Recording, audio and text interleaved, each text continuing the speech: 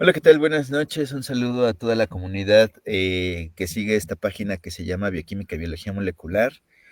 El día de hoy fue un día extraordinario porque este es el segundo webinar del día. Estamos muy contentos de que estemos teniendo muchos invitados y que nuestros invitados estén aceptando participar con nosotros. Gracias también a la audiencia que nos sigue de manera regular. Vamos a intentar este año que cada martes estemos por aquí reunidos y les prometemos que vamos a tener muchos contenidos interesantes relacionados con bioquímica y biología molecular. En años anteriores hemos metido contenidos de otras áreas químico-biológicas y de la salud, incluso áreas de transición con otras disciplinas. Por ejemplo, pues hemos hablado también de temas de arte, de temas de emprendimiento, de temas sociales, de temas políticos, todo relacionado con la ciencia. Entonces esperemos que podamos seguir manteniendo este ritmo de contenido diverso. Y bueno, pues el día de hoy estamos muy contentos con el invitado que tenemos, el segundo de los invitados que tenemos, que es el maestro en ciencias Amin. Amin, muchas gracias por estar por aquí. Eh, Gracias por aceptar la invitación y por este webinar que nos vas a compartir. Les platico un poquito de Amin. Amin es maestro en ciencias, bueno, Amin Mora García. Les voy a platicar un poquito de su semblanza. Él hizo la licenciatura en biomedicina en la Facultad de Medicina de la Universidad, de la Benemérita Universidad Autónoma de Puebla, la UAP.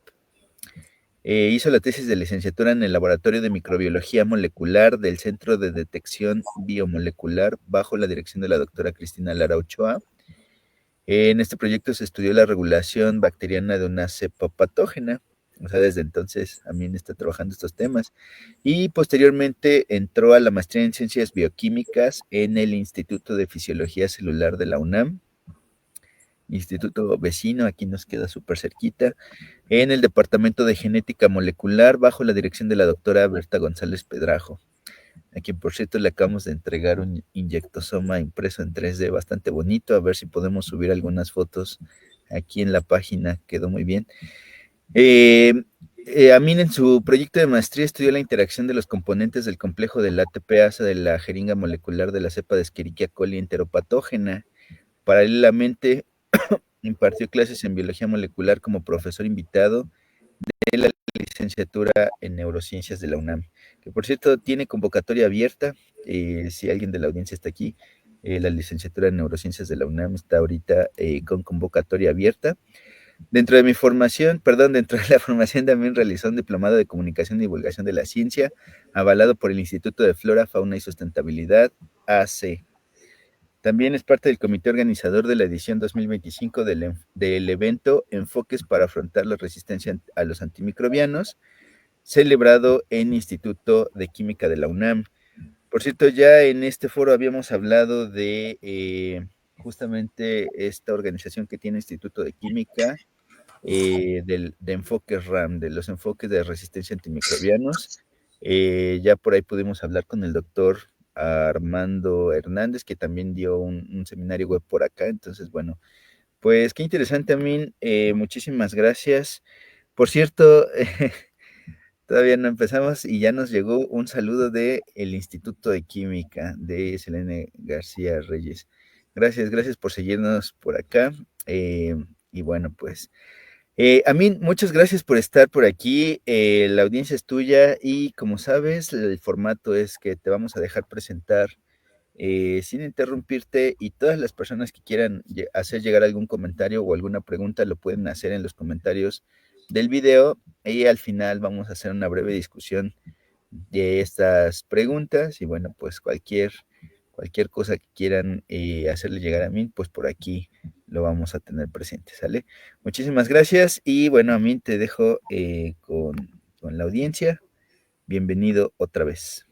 Muchas gracias, Jorge. Bueno, buenas noches a todas y a todos. Para mí es un placer, un honor el estar aquí en Open Lab y en Ciencia Bio. A continuación les voy a presentar el siguiente webinar que lleva como título Date un pinchazo, inyección molecular de una bacteria patógena. Spoiler alert, de lo que les voy a platicar está de su lado derecho, que es la jeringa molecular o el inyectisoma, pero más adelante les platico acerca de ello. Para comenzar este webinar, les quiero platicar que la resistencia a los antimicrobianos es un problema de salud pública a nivel mundial según la OMS. Este fenómeno se encuentra presente en una gran cantidad de microorganismos, entre ellos tenemos, por ejemplo, parásitos y tenemos a hongos, pero también tenemos a las bacterias. Entre las bacterias tenemos un grupo muy importante que se conoce como el grupo escape. Cada una de las letras de este acrónimo hace referencia a una o varias especies bacterianas. Por ejemplo, tenemos a Enterococcus faecium, Staphylococcus aureus, Klebsiella pneumoniae, Acinetobacter baumannii, Pseudomonas aeruginosa, Enterobacter spp y finalmente Escherichia coli.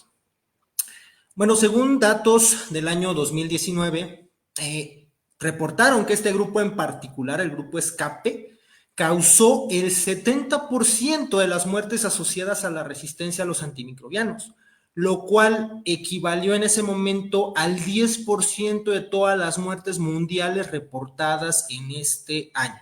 Es decir, una de cada 10 personas fallecieron debido a una de estas bacterias del grupo escape. Un pequeño comercial, les comento que el Ciencia Bio ofrece un curso de resistencia a los antimicrobianos. Si les interesa tomarlo, los invito a que revisen la plataforma.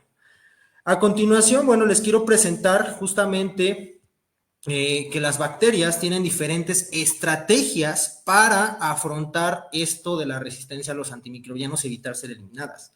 Entonces, una de tantas estrategias, no me voy a meter en detalles en explicarles, pero una de ellas la ejemplifica este video. Aquí lo que podemos ver en este video, es que la bacteria utiliza algo que se llama bomba de flujo para expulsar los antibióticos que previamente entraron. Lo que hace es utilizar un gasto de energía química que transforma en energía mecánica para escupir los antibióticos hacia el espacio extracelular y de esta forma tiene la capacidad de sobrevivir en su nicho de colonización por un tiempo indeterminado. Entonces, me quiero centrar a continuación en el último miembro del grupo escape, que es Escherichia coli. Escherichia coli es el agente etiológico o el agente causal de la diarrea, algunas de las cepas de Escherichia coli. La diarrea se define como aquella enfermedad que se caracteriza por tres o más deposiciones. La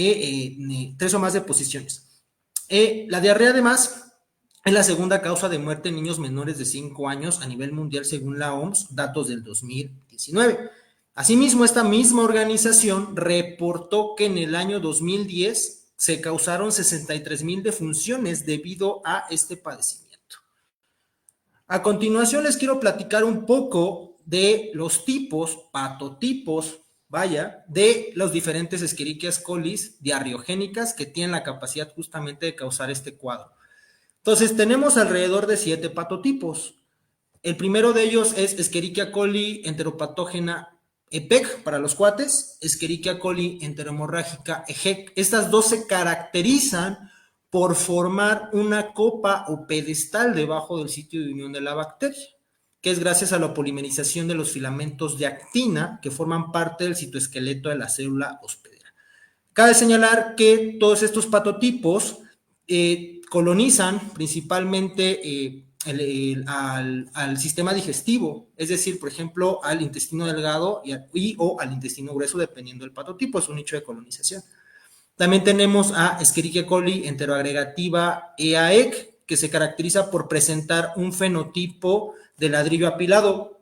Ustedes, si han caminado en el centro histórico de la Ciudad de México o en algunas ubicaciones, en algunos lugares rurales o inclusive afuera de la Ciudad de México, no sé si han visto algunas bardas que hay como tabiques, que están construidas con tabiques de color como naranja. Bueno, más o menos es un fenotipo similar al que forma EAEC, nada más que es un poquito más desarreglado. También está Escherichia coli enterotoxigénica, la cual tiene la capacidad de secretar una toxina y asimismo tiene unas fimbrias de colonización que le favorecen adherirse al epitelio intestinal.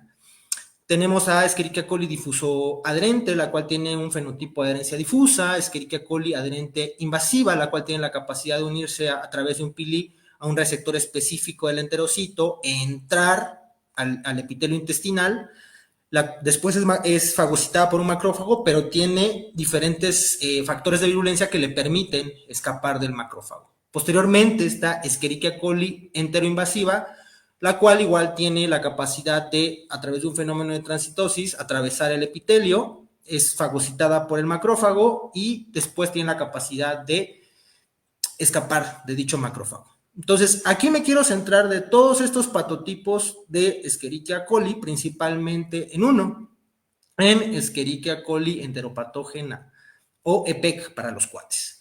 Entonces, a continuación les quiero hacer una pregunta, bueno, y esto también se relaciona mucho con lo que yo hice durante el transcurso de la maestría, que justamente, como comentaba Jorge, la realicé en el Instituto de Fisiología Celular. Un saludo para mis amigos del Instituto de Fisiología Celular de la UNAM. ¿Por qué creen que utilizamos este modelo de estudio? Les quiero preguntar y les quiero hacer esa pregunta. ¿Por qué creen? Y aquí tenemos unas imágenes que hacen referencia justamente a lo que les acabo de preguntar. ¿Por qué creen que utilizamos este modelo de estudio en el laboratorio para justamente, bueno, generar los resultados que les voy a platicar un poquito más adelante? Tenemos, por ejemplo, un caballo de Troya, tenemos un bonito perrito y tenemos esta imagen que se volvió un meme viral de la semana pasada.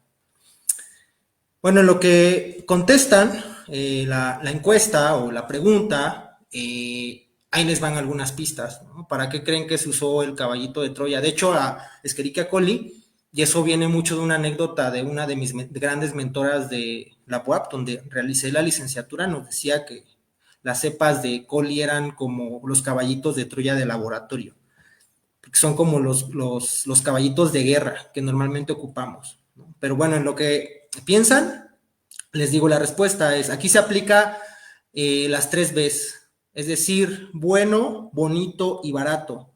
¿Por qué bueno? Porque bueno, justamente, valga la redundancia, es muy manipulable, hay mucha plasticidad en E. coli justamente para realizar los experimentos.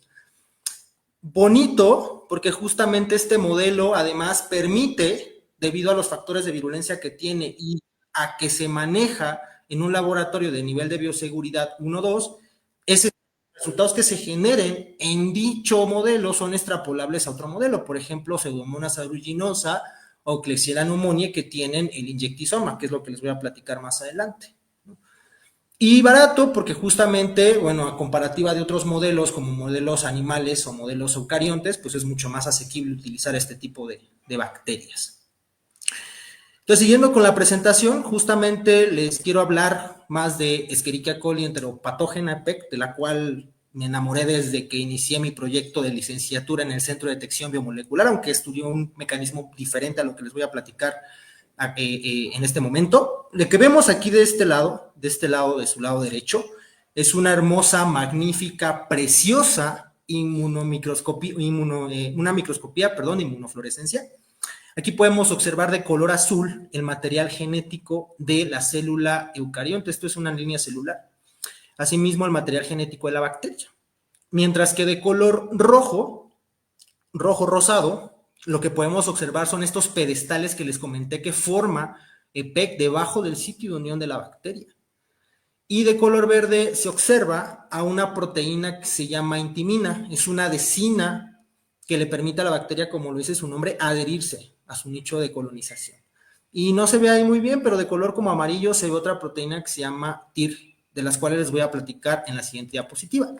Entonces aquí vemos también una microscopía de barrido en donde, bueno, se ve justamente este magnífico, precioso, hermoso pedestal que se forma debajo del sitio de unión de la bacteria, que esto es gracias a la interacción entre dos proteínas que les voy a platicar a continuación. Entonces, Escherichia coli, como muchas de las bacterias, para mí, no sé qué opinan ustedes, pero para mí las bacterias pareciera que piensan, por eso yo me enamoré de ellas, a veces pareciera que piensan más que nosotros inclusive, ¿no? Llevan millones de años aquí y han logrado sobrevivir con lo poco que tienen. Para mí, en lo particular, son seres muy complejos e interesantes. ¿Por qué menciono esto? Porque ahí les voy a explicar un poco el mecanismo de patogenicidad de esta bacteria. Entonces hagan de cuenta que Escherichia coli enteropatógena EPEC, para los cuates, la dosis infectiva es alrededor de 1 millón de bacterias.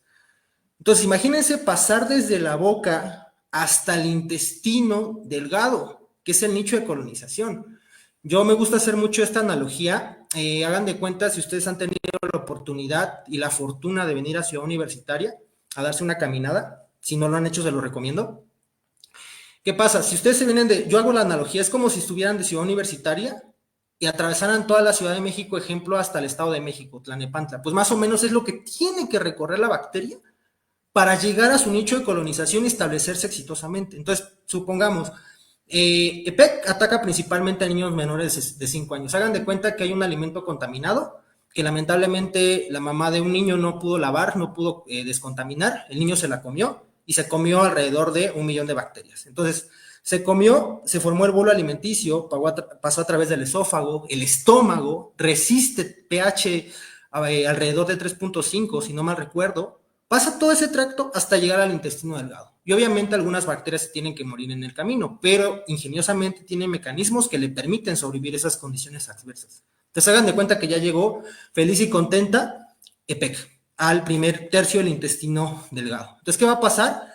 La bacteria inteligentemente va a encontrar las condiciones ideales para expresar los genes que codifican para el flagelo, que es una estructura que le favorece la movilidad. Entonces hagan de cuenta que se va a mover feliz y contenta la parte apical del enterocito y asimismo va a expresar a la fimbria tipo 4 BFP, entre otras fimbrias adicionales. Eso va a hacer justamente que establezca una adherencia inicial con la parte apical del epitelio intestinal. Concomitantemente, EPET inteligentemente va a expresar los genes que codifican para el sistema de secreción tipo 3, inyectisoma o jeringa molecular, cualquiera de los 3 nombres. A mí en lo particular, si me lo preguntan, me gusta más jeringa molecular, siento que suena más bonito y más entendible. Entonces, digamos que se expresan los genes que van a codificar para las proteínas del sistema de secreción tipo 3 de virulencia. Entonces, son alrededor de 20 proteínas estructurales. Entonces, se van a expresar los genes, se va a armar la maquinaria, y a través de esta maquinaria lo que va a pasar es que se van a traslocar o inyectar proteínas efectoras o sustratos tardíos. Es alrededor de una batería de entre 20 a 25, dependiendo también la cepa de PEC, pero son más o menos más de 20. Entonces, aquí lo que les quiero ejemplificar es que esta bacteria, estas proteínas efectoras, van a tener una gran cantidad de efectos sobre la célula hospedera. Solo para ejemplificar, en algunos casos, algunas proteínas efectoras lo que van a hacer es favorecer la muerte celular o apagarla. Eso también es lo interesante. Por eso yo siento, y particularmente para mí es interesante las bacterias, porque aquí vemos un caso muy claro de cómo hay una regulación en la temporalidad de los efectos de las proteínas efectoras, porque algunas proteínas efectoras tienen funciones contrarias, es decir, unas favorecen la apoptosis, por ejemplo, y otras la apagan. Entonces, eso está muy interesante y eso hace que la bacteria sobreviva en su nicho de colonización. Entonces, bueno, regresando a TIR, regresando a las proteínas efectoras, la primera proteína efectora que se trasloca es TIR. TIR lo que va a hacer justamente, bueno, y esta es la segunda vía, la segunda etapa o el segundo paso del mecanismo de patogenicidad clásico, la transducción de señales cuando se altera todo lo que les comenté. Hablando de TIR, TIR es la primera proteína que se trasloca. Lo que va a pasar es que TIR se va a dimerizar y va a insertarse en la membrana del hospedero y va a exponer ciertos dominios que se ubican, si no mal recuerdo, en el amino terminal. Se van a ubicar, digamos, esos dominios en la parte, en el espacio extracelular. Ahora lo que va a pasar es que va a interactuar con la intimina, esa proteína que vimos de color verde, esa adhesina externa, esa adhesina, perdón.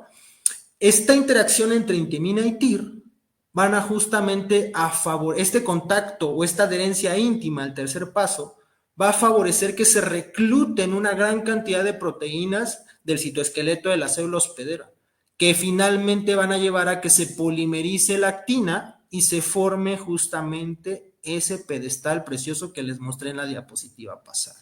Entonces vemos que este mecanismo de patogenicidad es muy complejo y muy padre, porque eso al final lleva a que la bacteria pueda sobrevivir en su nicho de colonización. Igual hay otros 2 pasos adicionales, por ejemplo, la formación de biopelícula y la extracción de nutrientes del hospedero. En el caso de la formación de biopelícula, bueno, a través de otro sistema de secreción, secreta una lipoproteína que le permite sobrevivir en su nicho de colonización y evitar ser reconocida. Y la última estrategia, que es una estrategia novedosa, digamos, que fue reportada en el año 2019, lo que hace esta bacteria inteligentemente, cuando no tiene alimentos, cuando está en estado de inanición, lo que hace es transcribir y traducir ciertas proteínas que forman parte del core del sistema de secreción tipo 3 o la jeringa molecular, y aquí lo que hace es formar un nanotubo, y el nanotubo lo que va a hacer es extraer, es decir, va a hacer el efecto contrario que hace el sistema de secreción tipo 3 de virulencia. Aquí lo que va a pasar es que la bacteria tiene hambre, dame de comer, entonces lo que va a hacer es robar, cachar nutrientes. ¿Qué nutrientes? Según el artículo del 2019, lo que tomó fueron aminoácidos para poder sobrevivir en condiciones adversas. Entonces vemos interesantemente que tiene diferentes estrategias. Sin embargo, me quiero centrar principalmente en la jeringa molecular o el sistema de secreción tipo 3. Entonces, para que esta jeringa se ensamble, aquí es muy importante tener en cuenta, aquí no se aplica lo de las matemáticas. Es decir, en las matemáticas nos decían que el orden de los factores no altera el producto, pero aquí sí, aquí tiene que haber una cierta jerarquía, un cierto orden. Entonces, ¿aquí qué pasa? No me voy a meter tampoco en tanto detalle, pero lo que pasa es que para que se ensamble este complejo macromolecular, primero tiene que armarse la parte de los anillos internos y externos, es decir, los que están ubicados entre la membrana externa y la membrana interna. Esta vía es dependiente del sistema de secreción general CYEG. Posteriormente se ensambla la plataforma de clasificación y subsecuentemente sigue el complejo ATPasa. Posteriormente viene la segunda etapa, que es la que depende propiamente del sistema. Entonces, ¿qué pasa aquí? Se van a secretar aquellas proteínas que forman parte que son los sustratos tempranos, que van a formar el adaptador y van a formar la aguja, ¿no? Entonces, aquí también hay una cierta regulación, hay un switch molecular que dice, primero te tienes que salir tu sustrato temprano y no tu sustrato intermedio, y menos el tardío. Entonces, es lo que pasa, hay un switch molecular que permite que se salgan estas proteínas para formar estas estructuras que les acabo de mencionar. Posteriormente, ya que se forman los sustratos tempranos, ahora sí, entran los sustratos intermedios. Entonces, ahí, digamos que igual hay una señal que dice, bueno, ahora sí sigues tu sustrato intermedio. Entonces ya se secretan aquellas proteínas que van a formar los componentes extracelulares, que es justamente el filamento y es el poro de translocación. Ahora, cuando se forma el poro de translocación, hay una señal y también el poro de translocación está en contacto con la membrana del hospedero. Igual hay otro switch, otro interruptor molecular que dice, ya hasta aquí llegué, yo ya no me tengo que secretar sustrato intermedio, sigo ahora sustrato tardío, es decir, las proteínas que se van a directamente inyectar, o traslocar hacia la célula hospedera. Entonces, ahora les quiero platicar un poco de cómo es la anatomía del sistema de secreción tipo 3. Entonces, digamos que de afuera hacia adentro de la bacteria se divide en tres partes: componentes extracelulares, cuerpo basal y componentes citoplasmáticos. Entre los componentes citoplasmáticos tenemos dos subdivisiones: la plataforma de clasificación y el complejo ATPasa. En el caso del complejo ATPasa, tenemos que está conformado por tres proteínas diferentes: SCO, SCL y SCN. Ahora, SCN, ¿quién es? SCN es la subunidad catalítica del sistema.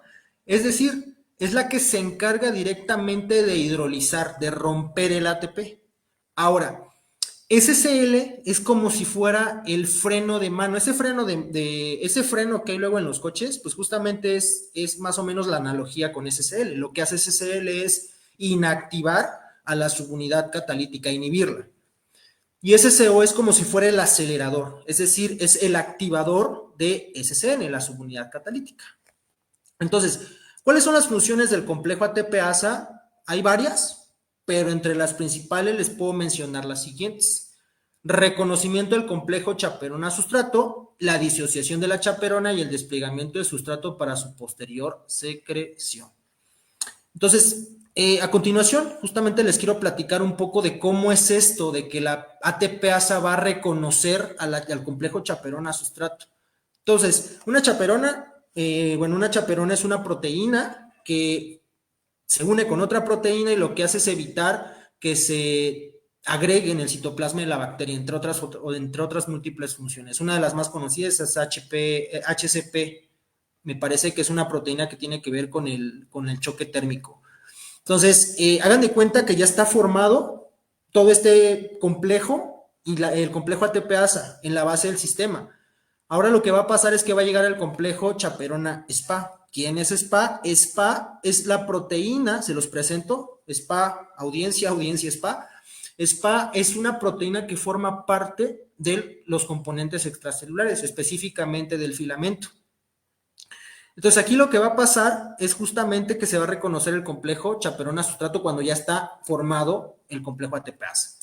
Después, ¿qué va a pasar? Bueno, gracias a que hay presente el ATP y a la hidrólisis del ATP, ¿no? Esto va a favorecer justamente que se despliegue, lo que se propone es que se despliegue la chaperona del sustrato.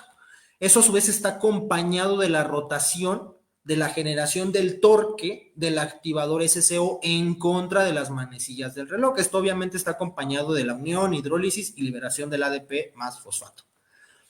Ya después que se despliega la SPA, lo que va a pasar es que se va a direccionar hacia su secreción, hacia la puerta de exportación. Eso es lo que se propone.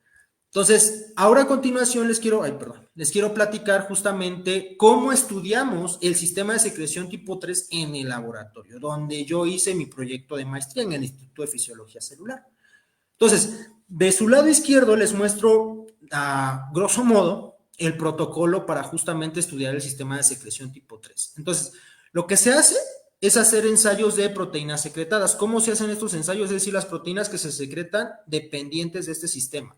Lo que se hace es realizar un precultivo, posteriormente se crece en un medio que emula las condiciones o el nicho de colonización y en donde se expresa el sistema de secreción tipo 3, y se agrega una cierta cantidad del precultivo, se deja crecer una cierta densidad óptica, posteriormente lo que se hace es agregar un agente que favorece se centrifuga, se recupera el sobrenadante, de ahí se agrega un agente precipitante, después se recuperan las proteínas precipitadas justamente y posteriormente se hace electroforesis de proteínas y Western blot.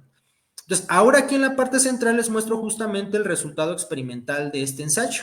Aquí lo que podemos ver es un perfil muy padre, muy bonito de proteínas secretadas. ¿Qué proteínas vemos? Ahí les va. Vemos a SPD, SPB, SPD y SPA. Estas tres proteínas forman parte de los componentes extracelulares. SPA, ya les había comentado, SPB, SPD forman parte de este poro que se va a conectar directamente con la membrana de la célula hospedera. Entonces, aquí lo que podemos ver en el gel, por ejemplo, es que el perfil normal de la cepa wild type. Ahora, cuando se elimina el gen que codifica para la subunidad catalítica SCN o el activador SCO, la secreción se abate por completo, es decir, pelas, ya no se secreta ni SPB, ni SPD, ni SPA. Entonces, ¿esto qué nos está diciendo? Que justamente estas dos proteínas son esenciales para la secreción de las proteínas que dependen directamente de la jeringa molecular. Entonces, a continuación les quiero platicar de uno de los antecedentes del proyecto que realicé en la maestría. Bueno, ya me estás platicando del complejo ATPasa, ¿qué más se ha hecho? ¿Qué más han hecho los demás grupos de trabajo? Entonces, este artículo que les enseño es del año 2019. Ellos lo que hicieron fue hacer una descripción a nivel de biología estructural, es decir, hicieron una criomicroscopía, describieron a dos de los tres componentes del complejo ATPase, a la subunidad catalítica en su estado homohexamérico y al activador SCO. Lograron una resolución aproximada de 3.3 Armstrong. Ellos lo que proponen justamente es que la subunidad catalítica va a generar una fuerza de torque sobre SCO, lo cual está acompañada por la unión, hidrólisis y liberación del ADP más fosfato. Asimismo, las subunidades van a presentar una cierta movilidad. Y ellos proponen justamente este modelo en donde el tercer componente del cual no les he platicado mucho y es el tercer componente del cual se desconoce un poco más, que es SCL. ¿Qué va a pasar aquí? Lo que ellos proponen es que justamente se va a alzar este complejo ATPasa que está posicionado en la plataforma de clasificación Y lo que va a pasar es que SCN, al momento de hacer esta fuerza de torque que está acompañada de la unión, hidrólisis y liberación del ADP más fosfato, y está acompañada de la rotación de SCO en contra de las manecillas del reloj, eventualmente SCO a través de un dominio va a tocar con otra región de la puerta de exportación que es esta proteína de color naranja. Eso va a generar un cambio conformacional para que puedan pasar las proteínas. Entonces, digamos que eso es lo que ellos proponen. Ellos hicieron un estudio a nivel estructural. Ahora, a continuación les voy a platicar un poco de lo que realicé en el Instituto de Fisiología Celular. Cabe señalar que no les puedo platicar mucho de estos resultados porque son todavía de un trabajo que se pretende publicar, pero bueno, les voy a dar como el panorama general. Entonces, lo que yo hice con todo esto, lo que se realizó en el proyecto junto con mi ex líder del grupo de trabajo, la doctora Berta González, es bueno, ellos hicieron un estudio a nivel estructural, pero no describieron específicamente las posiciones de interacción una y otra. No se sabe cuál sea la afectación, se sabe que la interacción entre el activador y la subunidad catalítica es importante, sin embargo no se ha evaluado. No se ha evaluado a nivel fenotípico, que es justamente lo que yo hice en el proyecto de maestría. Entonces, lo que hice fue hacer un análisis bioinformático sobre la estructura, el modelo cristalográfico, y encontré posiciones críticas de interacción de acuerdo al número de contactos y al tipo de contactos que se establecían del activador con la subunidad. Entonces, hice este análisis bioinformático, de ahí lo que hice fue, pues, manos a la obra, trabajo en el laboratorio. Lo que hice fue ahora, justamente a través de un fondo genético que estaba mutado en el activador SCO, complementé ese fondo con plásmidos que tenían clonadas versiones mutantes de SCO, es decir, que tenían cambios en aminoácidos específicos que, de acuerdo al análisis bioinformático, son importantes para que interactúen con la subunidad catalítica SCN. ¿Y cómo hice eso? Bueno, lo que hicimos pues fue hacer mutación por sitio dirigida. Comercial aquí, también al público que nos acompaña, OpenLab tiene un curso de técnicas de biología molecular en donde se ve justamente esto de mutagénesis sitio dirigida. Si les interesa, los invitamos a que lo revisen en la plataforma. Entonces, digamos que hice esto de las mutaciones sitio dirigida, hice mutaciones sencillas, dobles, cuádruples, y hice otro tipo de mutaciones. Y después lo que hice fue evaluar a nivel fenotípico. Pues bueno, ¿se va a afectar la secreción o no se va a afectar? Y justamente es un poco lo que les muestro de este lado. Entonces, eso lo evalué a través de electroforesis de proteína y también realicé Western blot con anticuerpos específicos. Ahora, podría con estos resultados que yo había obtenido, a lo mejor si obtenía afectación o no afectación, podría ser que a lo mejor sea por el efecto de otras proteínas. Entonces, para justamente especificar el efecto, pues tenía que medir la interacción entre el activador y entre la subunidad catalítica. Entonces, lo que hice fue ensayos de doble híbrido por levadura. E interesantemente, lo que les puedo decir que encontré, que en algunas cepas no se afectó la secreción, pero sí la interacción. Entonces, eso está muy interesante, porque a pesar de que se haya disminuido la interacción entre SCO y SCN, la secreción sigue siendo igual. Eso fue lo que encontré de manera general en el proyecto de maestría y eso está muy interesante. Y ahora, todo lo que les platiqué, ¿para qué o qué perspectivas tiene? ¿Cuál es la aplicación de este trabajo? Bueno, ahí les va. Como empecé esta charla, fue hablando de un problema de salud pública que es la resistencia a los antimicrobianos. Entonces, también espero que se hayan llevado a esta charla que el principal factor de virulencia, al menos de Escherichia coli enteropatógena, es el sistema de secreción tipo 3, que tiene una gran cantidad de efectos sobre la célula hospedera. Entonces, lo que es una de las perspectivas a largo plazo o a futuro es justamente generar a lo mejor algo, una molécula que interrumpa la interacción entre el activador y la subunidad catalítica, porque ya vimos que la presencia de uno u otro es esencial para que se secreten las proteínas, en este caso en particular.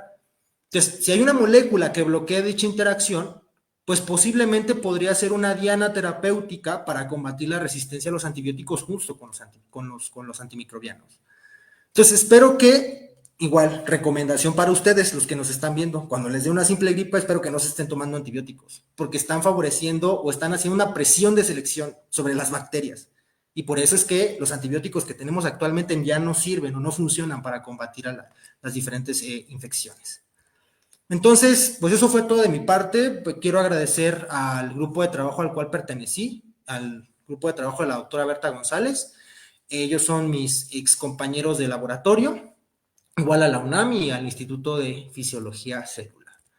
Y eso fue todo de mi parte. Muchas gracias y espero que el inyectisoma no los acompañe, que no les dé diarrea. Y justamente como decía Jorge, pues bueno, aquí está justamente la impresión que se realizó en Open Lab. Se ve muy bonita y muy padre. Estoy abierto a sus preguntas. Muchas gracias. Muchas gracias, Amin. Qué bonita presentación. Además tienes imágenes muy bonitas, sobre todo de temas de estructura. Y ese inyectisoma también. Ahí luego nos dices cómo podemos conseguir o no. Sí. Mira, tienes algunas felicitaciones. Iván Alviso Hernández dice, felicidades, excelente trabajo, muy interesante. Y por aquí Hernández Loaiza dice, muy interesante charla, felicidades. Mick Ware dice, gracias por la exposición, muy interesante. Tengo una duda con respecto a si sabes si ya existe una cristalografía de esta proteína. Sí, justo, bueno, si se refiere la pregunta a SCO y SCN en complejo, sí, es la que les mostré justamente este artículo de un grupo canadiense.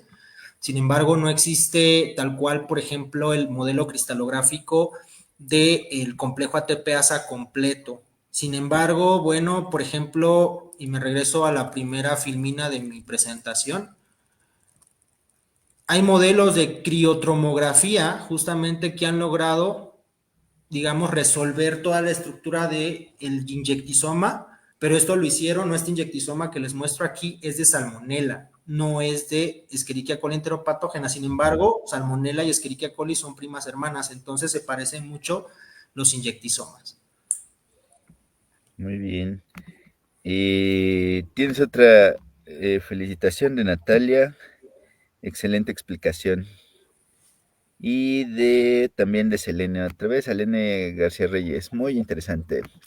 Parece que sí, o sea, les gustó bastante tu charla, Min, es que en realidad sí estuvo muy interesante, porque es una manera de conectar dos áreas que no siempre están bien conectadas, que me atrevo a decir, una es la biología estructural, justamente, ¿no? Que no solamente es la determinación a nivel o resolución atómica de las estructuras de las proteínas, sino justamente, por ejemplo, el acoplamiento o este orden, por ejemplo, que mencionas, en el cual se va ensamblando el complejo, ¿no?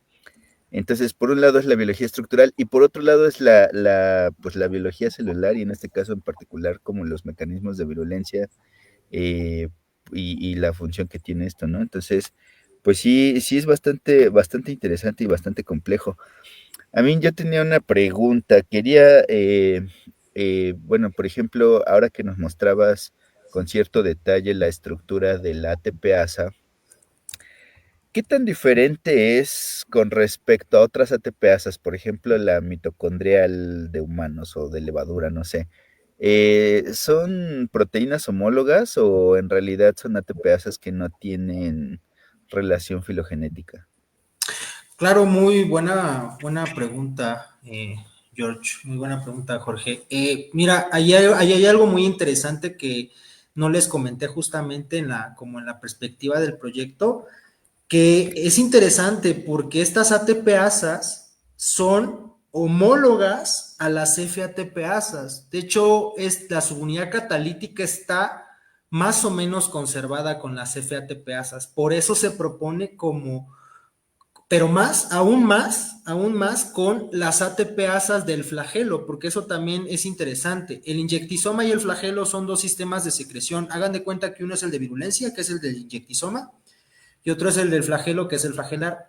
De hecho, se propone que del flagelar surgió el sistema de secreción tipo 3 de virulencia a través de un fenómeno de adaptación. Entonces, esto es muy interesante porque la flagelar y la de virulencia se encuentran muy conservadas y de igual forma con las otras ATPasas. Sí, sí, recuerdo que, bueno, para la audiencia ahí les platico una anécdota interesante. Estábamos buscando en repositorios de estructuras de proteínas para impresión 3D y había una estructura muy similar al inyectosoma, pero justo era el flagelo. Sí, o sea, estructuralmente el ensamble es muy semejante. No sé qué tanto, digo, lo vimos ahí en fotos, pero pues no sé si alguien ha hecho comparaciones a nivel estructural. Supongo que sí, a nivel bioinformático. Sí, pues fíjate que yo justamente cuando estaba viendo lo del proyecto de la maestría, realicé algunos alineamientos estructurales y al menos en el dominio de torque justamente que es aquí que vemos en esta animación, están muy conservados y esos a su vez están conservados con las FATPasas. Y, por ejemplo, si diseñáramos un fármaco, Amin, ¿contra cuál de estas proteínas recomendarías que fuera? O sea, alguna molécula inhibidora o incluso en la mañana estábamos hablando de proteínas de binders, ¿no? Que se pegaban o que podían inhibir la función de otras proteínas. Eh, Ahí, por ejemplo, si tú fueras este diseñador de fármacos, a qué le tirarías? Yo principalmente le tiraría al activador porque es el que menos se conserva y le daría más especificidad al fármaco. De hecho, hace cuenta que de hecho, a nivel de estructura, SCO, que es el tallo que vemos aquí, el activador, el acelerador, se parece a la subunidad gamma, pero medio se parece, no se superparece. Entonces, si yo fuera y tuviera los fondos y el presupuesto necesario, yo desarrollaría un fármaco sobre SCO, ya que sería algo específico. Ok, no, ese es un gran dato. Eh, un dato digno de colaboración, tal vez. Ahí sí, si les interesa. Muy bien, está súper interesante también el enfoque de, por ejemplo, de estudiarlo desde el nivel genético, de, por ejemplo, estudiar con mutagénesis sitio-dirigida, el tema de las interacciones moleculares. Me parece muy interesante. ¿Y qué tan difícil es a mí? Bueno, digo, para la audiencia, por ejemplo, eh, que no está familiarizada, ¿qué tan difícil es hacer una mutación puntual en un gen? O sea, ¿cuánto tiempo te lleva, por ejemplo, saber si una posición específica en uno de los aminoácidos de la proteína es o no importante? Pues muy buena pregunta, interesante. Te puedo decir que en lo particular, durante el proyecto de la maestría, para mí fue como complicado el aplicar esta estrategia, porque realmente sí tenía personas que me estaban capacitando en dicho tema, pero sí era muy complicado. Realmente aquí el detalle es justamente la cantidad de cambios que se vayan a meter o los cambios que quieras hacer y cómo los vas a seleccionar. Hay estrategias específicas, de hecho, insisto, comerciales. Si quieren ver más de estas estrategias, inscríbase al curso de técnicas de biología molecular de OpenLab.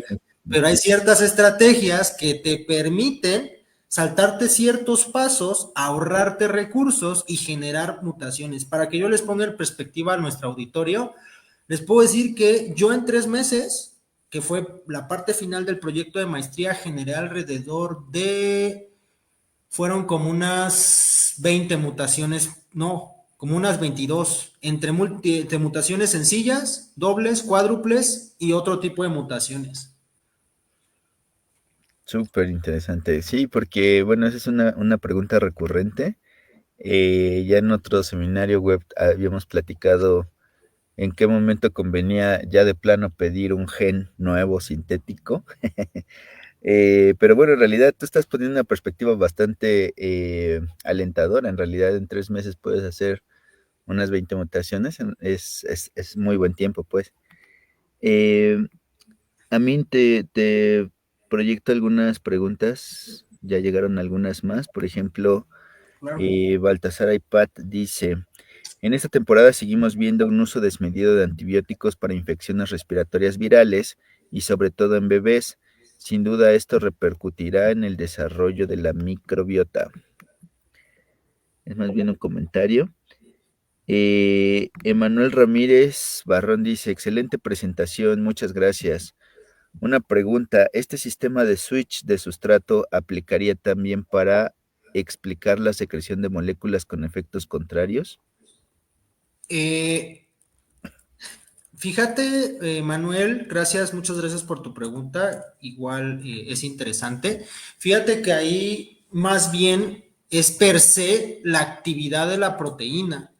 O sea, no es tanto, digamos que son dos fenómenos separados que sí se relacionan, pero no es lo mismo. Primero hagan de cuenta, como les comentaba, tiene que haber una regulación estricta en el tipo de sustrato que se tiene que secretar, es decir, para formar la parte de los sustratos tempranos y la parte de los componentes extracelulares del inyectisoma, y posteriormente vienen las proteínas. Realmente la actividad diferencial de las proteínas efectoras de la bibliografía, lo que está reportado, tiene que ver mucho también un poco, o lo que han visto es que se relacionan justamente de la estructura de la proteína, ¿no? Interesantemente, también no lo mencioné por cuestiones de tiempo, pero aquí en estos diagramas de Gann, un solo efector puede tener, aparte de que hay efectores que tienen actividades contrarias, un solo efector puede tener hasta 4 diferentes funciones o 5. Y eso depende justamente en el contexto en el que se encuentre la bacteria y la temporalidad de la infección, porque también hay un estudio en donde conforme al tiempo es que cambia la respuesta que se genera en el hospedero, es decir, entre la interacción entre el hospedero y el patógeno. Wow, muy interesante. Otra pregunta de Selene García Reyes. Dice, ¿sabes si se han tratado de usar proteínas del sistema como antígenos para el desarrollo de vacunas contra EPEC? Eh, para EPEC, no, pero yo sé que, por ejemplo, en Pseudomonas aeruginosa han utilizado, porque lo que les comentaba, y me regreso un poco a la presentación de la resistencia a los antimicrobianos. E. coli, Pseudomonas y algunas cepas de Klebsiella pneumoniae tienen el sistema de secreción tipo 3, es decir, tienen los genes, los transcriben y los traducen al sistema. Hablando específicamente, por ejemplo, de Pseudomonas aeruginosa, hasta donde me acuerdo, han utilizado ciertos reguladores y ciertos componentes extracelulares de la parte, justamente, de los componentes extracelulares como antígenos. Y ahorita me estoy acordando de un artículo del doctor del grupo de Fernando Navarro, si no mal recuerdo, del Simvestab, que han creo que utilizado, si no mal recuerdo, a ESPA como antígeno, pero no estoy muy seguro. Muy bien, muchas gracias. Y Miguel dice, ¿existe modelo de evaluación para evaluar la inhibición del activador? E igualmente, ¿qué tan disponible estás para realizar colaboración para la evaluación de potenciales inhibidores? Respondiendo a la primera pregunta, se han hecho, justamente es una de las perspectivas del proyecto que realicé durante la maestría. Hagan de cuenta que yo, después de hacer estos experimentos, la perspectiva era estudiar justamente la actividad enzimática, es decir, de estos alelos mutantes del activador que presentaban una menor interacción, pero el mismo fenotipo. Era interesante investigar justamente cuánto disminuía, o no, cuánto aumentaba o disminuía justamente la actividad enzimática, es decir, la hidrólisis del ATP. Ahora, respondiendo a tu pregunta, hay experimentos justamente de nuestro grupo de trabajo en donde lo que hacen es colocar a la subunidad catalítica que purifican a través de cromatografía de afinidad, es decir, generan una proteína recombinante con una etiqueta de histidinas comercial. También eso también se ve en el curso de proteínas recombinantes de OpenLab, igual para que lo revisen. Entonces, regresando al punto, lo que se hace es purificar una proteína, el inhibidor, por ejemplo, y la subunidad catalítica. Hicieron experimentos y vieron justamente que se inhibía, ¿no? Ahora lo interesante sería poner el complejo tripartito y ver y analizar la actividad enzimática. Otra perspectiva también del proyecto era analizar, por ejemplo, cuestiones que tienen que ver con constantes de disociación. Es decir, me estás diciendo que a nivel biológico es lo mismo, a la bacteria le está dando lo mismo, pero a nivel de interacción cambia. y ya hicimos un estudio bioquímico. Ahora, digamos, un estudio más fino, por decirlo así, más cuantitativo, pues sería determinar justamente constantes de disociación de estos alelos mutantes. Ahora, regresando a la segunda pregunta, lamentablemente, bueno, ya acabé la maestría, pero el proyecto está en marcha. La doctora Berta González, la verdad, es una excelente líder de trabajo, de grupo. No creo que se vaya a negar alguna colaboración. Igual, sin problemas, me puedes escribir. Yo puedo dejar igual aquí mi correo para que nos pongamos en contacto y ya yo te contacto con la doctora Berta González, sin problemas. Perfecto, muchas gracias, Amin. Si quieres ahorita, bueno, no sé si lo quieras escribir en los comentarios o si quieres ahorita Sí, lo proyecto. sí. Muy bien, gracias. Y tengo también bueno, un saludo de Guillermo Valderas Vega. Dice saludos cordiales desde Santiago, Miahuatlán, Puebla. Excelente charla. Saludos. Listo, por ahora parece que esos son los comentarios que nos han dejado. Y bueno, a mí, pues qué interesante el trabajo. No sé si también puedo hacerte alguna pregunta más de qué sigue a futuro, o sea, no solo en la investigación, sino qué planes tienes tú como eh, como científico, qué sigue, qué te gustaría continuar. ¿Te gustaría responder alguna de estas preguntas que quedaron después de tu trabajo de investigación qué sigue? Fíjate que lo que tengo muy claro en este momento es seguir aplicando lo que aprendí en la licenciatura. Le agradezco a la UAP por darme esta formación científica y de igual forma al Instituto de Fisiología Celular de la UNAM, ya que siento que nos forman y tú estarás de acuerdo conmigo para no solo para tener esta capacidad crítica ni este pensamiento crítico sobre la información que leemos, sino también pues para aplicarla en otros ámbitos de la vida o inclusive igual científicos. Respondiendo a tu pregunta, yo en este sentido me gusta mucho el área de divulgación igual comercial.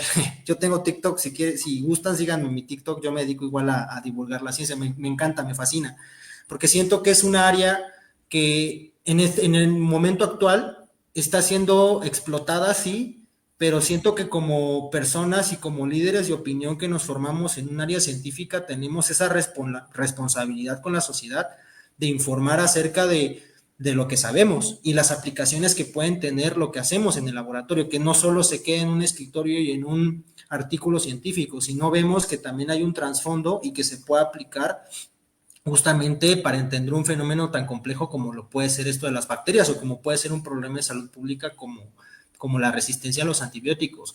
Pero sí, yo en este momento me estoy yendo y me estoy más decantando del lado de la docencia y del lado de la divulgación científica. Sin embargo, no descarto el regresar otra vez al laboratorio a agarrar las pipetas y a seguir estudiando lo que es una de mis grandes pasiones y una de las cosas que amo, como son lo de las bacterias.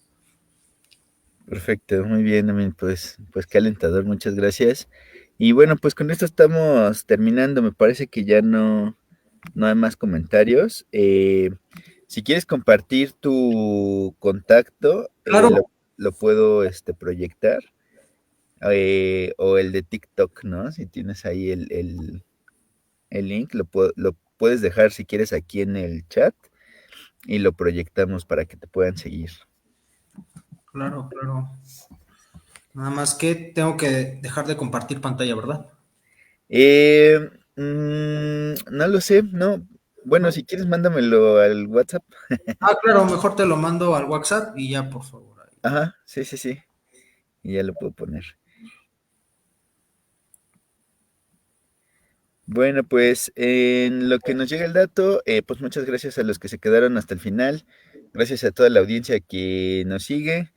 Estos fueron los primeros webinars del año y bueno, pues esperamos tener un año bastante productivo en términos de comunicación pública de la ciencia. Si alguno de los colegas que nos está escuchando está interesado en compartir sus proyectos de investigación o le gustaría compartir algo con nuestra audiencia, bueno, pues las propuestas son bienvenidas. Fíjense que normalmente estamos transmitiendo los martes por la noche, entonces, pues si les queda el horario, pues por aquí agendamos alguna fecha, ¿no? Es un foro que, pues como saben, es sin fines de lucro. Por supuesto que les podemos emitir una constancia de participación, pero bueno, finalmente no estamos siendo pagados por esto. Es una actividad totalmente voluntaria y bueno, pues como dice Amin, ciertamente tenemos algo de responsabilidad de comunicar lo que sabemos, ¿no? Finalmente también nos debemos a la sociedad y bueno, pues el trabajo que hacemos es finalmente en pro de la humanidad, entonces está bien tener algún foro en el cual esto se pueda compartir con el resto de la audiencia. Bueno, ya compartí el correo electrónico de Amin, está aquí proyectándose justo en este momento. Si tienen alguna pregunta y quieren hacérsela llegar, bueno, pues puede ser por acá. Eh, Invitaciones a colaboración, ahí están. Y también está aquí su TikTok, ¿sale? Para que lo sigan. Por ahí también, aprovechando los comerciales, pues sigan en redes sociales a OpenLab MX, que es, bueno, en donde se publican contenidos afines de laboratorio, y a Ciencia.bio, ¿no? Que es el patrocinador y host de esta transmisión. Bueno, Min, pues muchísimas gracias. De verdad que fue bastante interesante y pues esperemos seguir escuchando de esta investigación tan interesante y de ti, pues ahí te vamos a seguir en redes sociales.